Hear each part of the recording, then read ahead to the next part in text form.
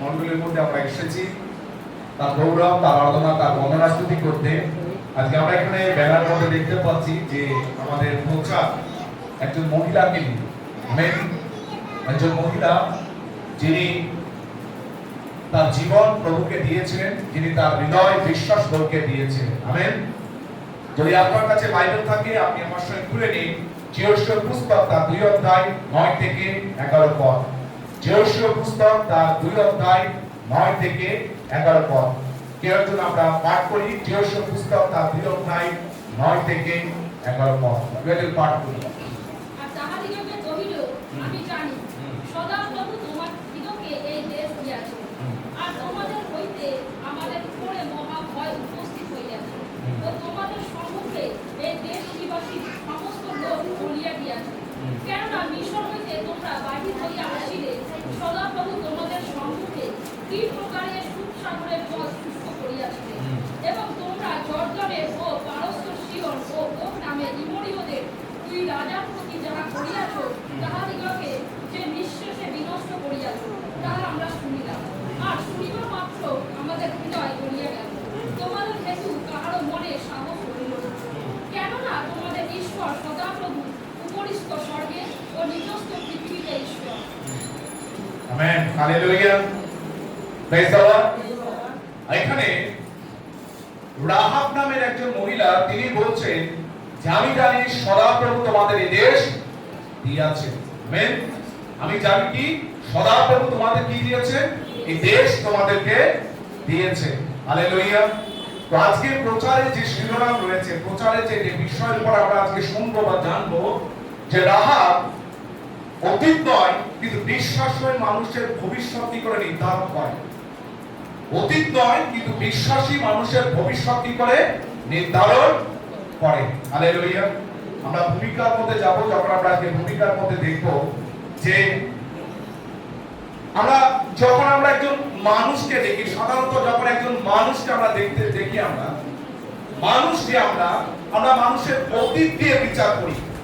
আগে তার জীবনে কি হয়েছে, পূর্বকালীন সময় তার জীবনে কি হয়েছে, এই যে বিষয় তার সঙ্গে কি হয়েছে, এই সমস্ত বিষয় দিয়ে কি করি আমরা তার প্রতি বিচার করে থাকি। কেন আমরা মানুষ, সেটা আমাদের স্বভাব। আমরা মানুষকে দিয়ে কি করি তার সমস্ত বিচারকে আমরা সম্পন্ন করি। আমেন।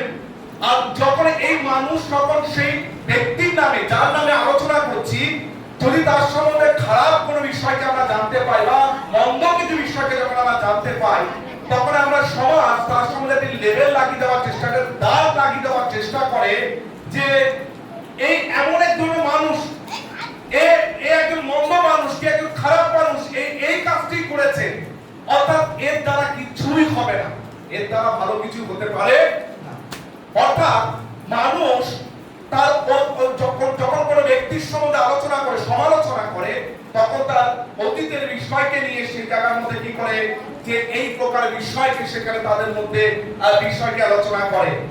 রাহাবের ক্ষেত্রেও কিন্তু একই কথা, যে আজকে যেই যার সম্বন্ধে আমরা বাইবেল থেকে শিখবো, রাহাবের ক্ষেত্রেও ঠিক একই কথা করে। রাহাবের সম্বন্ধে যে ঘটনা যদি আমরা দেখতে পাই, রাহাবের সম্বন্ধে, কেন আমি অনেকবার রাহাবকে নিয়ে প্রচার করেছি, রাহাবের সম্বন্ধে যখন আমরা দেখি, তখন রাহাব এবং একজন সেখানে মধ্যে মহিলা, যার সম্বন্ধে বাইবেল লুকায় না। আপনি জানেন রাহাব কে ছিলেন? কে বলতে পারবেন রাহাব কে ছিলেন? একজন প্রস্টিটিউট, একজন বেশ্যা মেয়ে ছিলেন।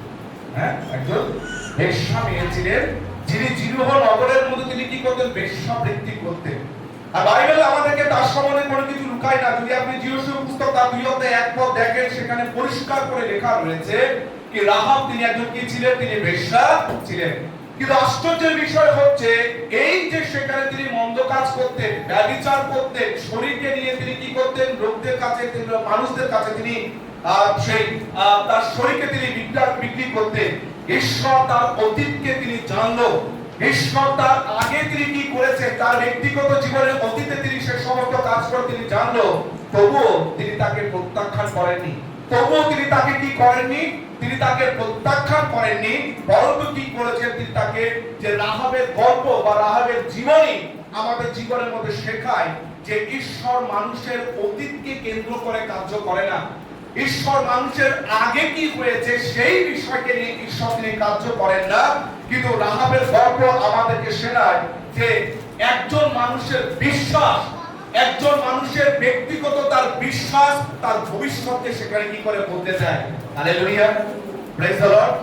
আপনি যদি দেখেন যে রাহাবের এই যে রাহাবের যে বিশ্বাস, রাহাবের নাম যদি আমরা নতুন নিয়মে দেখি, যিনি রাহাব পুরাতন নিয়মের মধ্যে ছিলেন, যখন জিওসীয় পুস্তকের মধ্যে যখন সেই রাহাবের সম্বন্ধে লেখা রয়েছে, কিন্তু রাহাবের নাম নতুন নিয়মের মধ্যে তিনবার এসেছে, তিনবার তিন জায়গার মধ্যে এসেছে। যদি আপনি মথিলিখিত সুসমাচার 1:5 দেখেন, মথিলিখিত সুসমাচার তার 1 যদি আপনি 5 দেখেন, সেখানে রাহাবের নাম সেই জায়গার মধ্যে এসেছে। কেউ যদি পাঠ করবো মথিলিখিত পুস্তক, সাধুমতির পুস্তক, সুসমাচার পুস্তক তার 1:5। সলোমনের পুত্র বোস হ্যাঁ, রাহাবের গর্ভজাত। সলোমনের পুত্র বোস কি করছে? রাহাবের, সলোমনের পুত্র বোস রাহাবের কত। এই আবার আপনি এই বিষয়কে কি করবেন না যে এই সলোমন কিন্তু ওই রাজা সলোমন নয়, এটি অন্য সলোমন, ঠিক আছে? সলোমনের পুত্র বোস যিনি রাহাবের গর্ভজাত। আচ্ছা, আরেকটি জায়গার মধ্যে পড়ি, নতুন নিয়মের আরেকটি জায়গায় ইব্রিয় পুস্তক তার 11:31 পদে পড়ি। ইব্রিয় পুস্তক তার 11:31 পদের মধ্যে আমরা পড়ি। বিশ্বাসে রাহাব বেশ্যা শান্তির সহিত চরদিকে অভ্যর্থনা করাতে অবাধ্যদের সহিত বিনষ্ট হইল। বিশ্বাসের সঙ্গে রাহাব বেশ্যা তিনি কি করেছিলেন যে গুপ্তচর মসি পাঠিয়েছিলেন, তাদেরকে তিনি লুকিয়ে রেখেছিলেন, তাদের কারণে তিনি কি করেছিলেন? রক্ষা পেয়েছিলেন। আমেন। আরেকটি জায়গা আমরা পাঠ করব, যাকব তার 2:25 পদ। যাকব 2:25 পদ। আবার রাহাব বেশ্যা কি প্রকারে কি সেই প্রকারে পর্বহেতু ধার্মিক বলিতা হইল না? সে তো দূতগণকে অতিথি করিয়াছিল এবং অর্থপথ দিয়া বাহিরে পাঠাইয়া দিয়াছিল। আপনি কি মনে করেন যে রাহাব তিনি একজন সমাজের মধ্যে তিনি বেশ্যাবৃত্তি করে বেড়াতেন? আমাদের সমাজের মধ্যে আজকে বর্তমান সমাজ হোক বা তৎকালীন যে সময় রাহাব ছিলেন সেই সময় সমাজের মধ্যে যে মেয়ে হোক বা যে পুরুষ হোক যখন বেশ্যাবৃত্তি করে, আমাদের সমাজের মধ্যে কিন্তু তার কোনো সেখানে মূল্য থাকে না, তার কোনো সম্মান থাকে থাকে কি? হ্যাঁ, তাকে মানুষ একটু অন্যরকম ভাবে দেখায়, সে খারাপ দৃষ্টিতে দেখায়। কিন্তু আজকে সেই সমাজের মধ্যে যে ত্যায্য সেই মহিলা, সমাজের মধ্যে তাকে কি করেছে? তাকে পরিত্যাগ করছে যে মহিলা, সমাজযুক্ত সেই মহিলা কিভাবে ঈশ্বরের মুক্তির সেই পরিকল্পনার, ঈশ্বরের মুক্তির যে ইতিহাস রয়েছে বাইবেলের মধ্যে, ঈশ্বরের পরিকল্পনার যে ইতিহাস রয়েছে, সেই ইতিহাসের মধ্যে রাহাব কিভাবে তিনি যুক্ত হলেন, সেই বিষয়কে আজকে আমরা জানার চেষ্টা করব। সেই বিষয়কে আজকে আমরা খোঁজার চেষ্টা করব যে রাহাব নামে একজন বেশ্যা মহিলা ঈশ্বরের মুক্তির পরিকল্পনার মধ্যে তিনি কিভাবে সেখানের মধ্যে যুক্ত হয়ে পড়েছিলেন। Amen, hallelujah.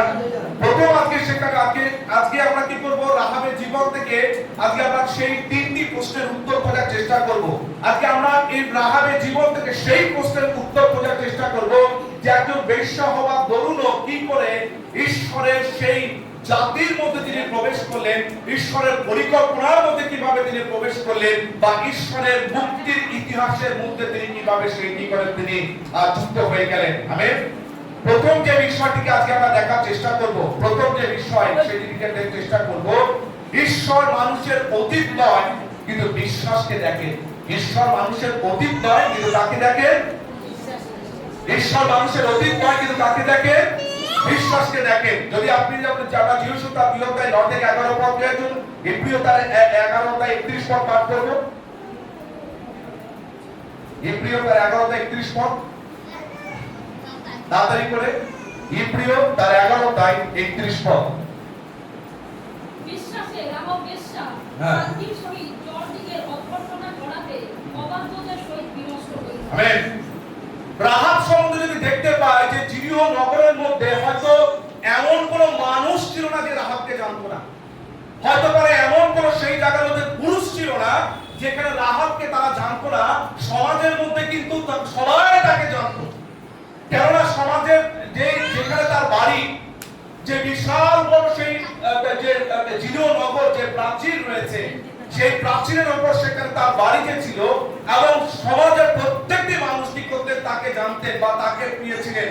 সমাজের মধ্যে কি ছিল? এই নারীর একটি পরিচয় ছিল যে মেয়েটি মন্দা, এই মেয়েটি খারাপ, এই মেয়েটি বেশ্যাবৃত্তি করে, এই মেয়েটি কি করে তার খারাপ সেখানে জীবন, তার আচরণ, যার কারণে সমাজের মধ্যে তার একটি পরিচিত ছিল, কিন্তু সেই পরিচিতি খুব একটা ভালো ছিল সেই পরিচিতি খুব একটা ভালো ছিল না, অথচ সমাজ তার পরিচয় জানতো, সেই সময়কার সমাজ তার পরিচয় জানতেন, কিন্তু ঈশ্বর এই মহিলার হৃদয়কে দেখলেন। আমেন। সেই সময় জিরিহ নগরের মধ্যে প্রত্যেকটা সেই সমাজের মানুষরা তার পরিচয় জানলে পর, কিন্তু ঈশ্বর সেই মেয়েটি কি করেছিলেন, তিনি তার হৃদয়কে দেখেছিলেন। আমেন। কারণ তিনি কি বলছেন এখানের মধ্যে, তিনি এই জায়গার মধ্যে তিনি কি বলেছেন, যখন আমরা দেখতে পাই জীবনসুখা বিরতে 9 থেকে 11 পদের মধ্যে তিনি বলছেন, আমি জানি সদাপ্রভু তোমাদেরকে দেশ দিয়েছে। আমেন। যখন সাধু মসি যখন সেই গুপ্তচর থেকে পাঠিয়েছিলেন, 10-12 জন সেই গুপ্তচরকে যখন পাঠিয়েছিলেন যে তোমরা যাও ওই যে জিরো নগর, সেখানে কি করে তাদেরকে দেখো, সেখানে তাদের সৈন্য কিরকম, সেখানে যদি আমরা তাদেরকে আক্রমণ করি প্রতিরোধ করার ক্ষমতা কিরকম রয়েছে, গুপ্তচর স্পাই হিসেবে যাও, সমস্ত ডিটেইলস নিয়ে আসো। আর যখন সেই গুপ্তচররা 10 থেকে 12 জন তারা কি করে সেই নগরের মধ্যে প্রবেশ করে, কিন্তু সেই নগরে থাকার জন্য সেখানে তাদের কোনো ইয়ে ছিলেন না, কেন তারা ভিন্ন দেশের লোক, ভিন্ন জায়গা থেকে এসেছে, এজন্য এই গুপ্তচররা সেই জিরো নগরের মধ্যে কোনো বাসস্থান পাচ্ছিলেন না। তখন তারা কি করে রাহাবের ঘরের মধ্যে তিনি তারা ঢুকলেন, প্রবেশ করলেন, এবং রাহাব তাদেরকে বলেন, আমি আপনাদেরকে চিনতে পেরেছি, আমি আপনাদেরকে জানতে পেরেছি, আপনারা অন্য কেউ নন, আপনারা হচ্ছেন ঈশ্বরের মনোনীত জাতি, এবং আমি জানি যে সদাপ্রভু আমাদেরকে দেশ দিয়েছে। আমেন। আমি জানি সদাপ্রভু আমাদেরকে কি করেছে, দেশ দিয়েছে। তিনি আরো কি বলেছিলেন, যে আমি জানি কিভাবে লোহিত সমুদ্র সেখানে বিভক্ত হয়ে গেছিলেন। আপনারা যখন মিশর দেশ থেকে বের হচ্ছিলেন, লাল সাগর, রেড সি, লোহিত সমুদ্র, কিভাবে সেখানে একে মসি নামে একজন ব্যক্তি তিনি লাঠি দিয়ে আঘাত করেছে আর সমুদ্র রাস্তা বের করে দিয়েছে। শুধু তাই নয়, কিন্তু ঈশ্বর কি করেছেন, সেই মিশর থেকে 400 বছরের বন্দিত্বের সেই যাতনা থেকে তিনি তার লোকদেরকে রক্ষা করেছেন। এই সমস্ত বিষয়কে সেখানে কি করেছেন আমরা জানি, বা আমি সেই সম্পর্কে বলি। আমেন। দেখুন, আমি একটা কথা বলি, যখন রাহাব এই সমস্ত কথাগুলো বলছিলেন, রাহাব কিন্তু এই ঘটনাগুলো সাক্ষী ছিলেন না। যখন সমুদ্র ভাগ হচ্ছিল তখন সেখানে রাহাব ছিলেন না। যখন মিশর দেশ থেকে লোকেরা বেরিয়েছিল সেখানে রাহাব ছিলেন না। যখন সেই জায়গার মধ্যে ইসরায়েল জাতির লোকেরা লোহিত সমুদ্রকে মাঝখান থেকে দুদিকে সমুদ্রের দেওয়ালের মতো দাঁড়িয়ে রয়েছে আর শুকনো জায়গার মতো যখন লোকেরা চলে আসছিলেন, রাহাব কিন্তু এই সবকিছু দেখেননি, কিন্তু তিনি কি করেছিলেন, শুনেছিলেন। আমেন। তিনি কি বলছেন, আমরা শুনেছি। আমেন। বিশ্বাস কোথা থেকে আসে, বিশ্বাস কোথা থেকে আসে। আর এই যে রাহাব, তিনি বিশ্বাস কোথা থেকে এসেছেন তার জীবনের মধ্যে, বলছে আমি জানি সদাপ্রভু আপনাদেরকে দেশ দিয়েছে। এই যে আমরা জিরো নগরের মধ্যে রয়েছি, এই দেশ সদাপ্রভু আপনাদেরকে দিয়েছে। কি করে, কারণ আমরা এই ঘটনাগুলো শুনেছি। লোহিত সমুদ্র ভাগ হয়ে গেছিলেন, মিশরের মধ্যে 10খানা আঘাত হয়েছিল। এই সমস্ত ঘটনাগুলো কোনো ফেসবুকের মধ্যে নয়, কোনো ইউটিউবের মধ্যে নয়, কোনো রিলের মধ্যে নয়, কিন্তু আমরা এই ঘটনাগুলো কি হয়েছে আমরা শুনেছি। আমাদের কোনো ব্যক্তি ওইখানে গিয়েছিলেন, মেবি তারা কিন্তু এসে আমাদেরকে বলেছেন, এবং শোনার পরে আমাদের হৃদয়ের মধ্যে একটা জড়তা নেমে এসেছে। আমাদের হৃদয়, আমাদের মনের মধ্যে থরথর করে কাঁপছে, কারণ আমরা জানি যে আপনাদেরকে সদাপ্রভু দেশ দিয়েছে। হালেলুয়া। বাইবেল বলে রোমিও তার 10 অধ্যায় 17 পদের মধ্যে বিশ্বাস শ্রবণ থেকে আসে। হালেলুয়া। আর ঈশ্বর লোক এখানে যতজন আমরা আসি, আমরা খ্রিস্ট যিশুকে দেখিনি। খ্রিস্ট যিশু আজকে 2000 বছর পূর্বে এর মধ্যে শিষ্যরা যেভাবে তাকে চাক্ষুষ দেখেছিলেন, প্রথম শতাব্দীর বিশ্বাসীরা তার মুখ থেকে যে বাক্য শুনেছিলেন, আমরা সেই সময় আমরা সেখানে কেউ উপস্থিত ছিলাম না, কিন্তু আমরা বিশ্বাস করি খ্রিস্ট যিশু যিনি আমাদের পাপের জন্য কালভারি ক্রুশের মধ্যে মারা গেছেন। আমেন। এবং তার মৃত্যু স্মরণার্থে প্রত্যেক মাসের প্রথম রবিবার দিনকে আমরা এই যে সেখানে প্রভু ভোজের মধ্যে আমরা শামিল হই। আমরা খ্রিস্ট যিশুর মুখ থেকে সরাসরি সেই বাক্য শুনিনি, খ্রিস্ট যিশুকে সরাসরি সেখানে মধ্যে আমরা দেখিনি, কিন্তু আমরা শুনেছি। এবং যেই প্রকার রোমিও পুস্তক তার 10 অধ্যায় 17 পদ বলে যে বিশ্বাস শ্রবণ থেকে আসে, একই বিশ্বাস রাহাব যেভাবে শুনেছিল তার মধ্যে এসেছিলেন, একই সেই বিশ্বাস শ্রবণের মধ্য দিয়ে আমাদের কাছ থেকে আমাদের মধ্যে এসেছে। হালেলুয়া। এই বিশ্বাস রাহাবের মনের মধ্যে যে বিশ্বাস আর আমাদের মনের মধ্যে বিশ্বাসের মধ্যে কোনো পরিবর্তন নেই। হালেলুয়া। তো বলার উদ্দেশ্য হচ্ছে একটাই, যে রাহাবের জীবন আমাদের সামনে এই কথা প্রমাণ করে, যখন কি করে ঈশ্বরের কৃপা এমন মানুষকে সেখানে মধ্যে ঈশ্বরের অনুগ্রহ এমন মানুষকে স্পর্শ করে থাকে যাকে সমাজ আর দ্বিতীয় কোনো সুযোগ দিতে চায় না।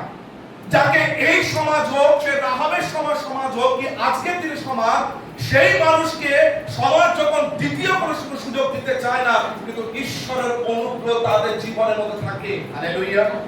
পুরাতন নিয়মের মধ্যে শুধুমাত্র ঈশ্বর প্রতি ঈশ্বর যে দয়া করছে তা নয়, নতুন নিয়মের মধ্যে প্রভু যিশুর কাছে এরকম একজন মহিলাকে নিয়ে এসেছিলেন।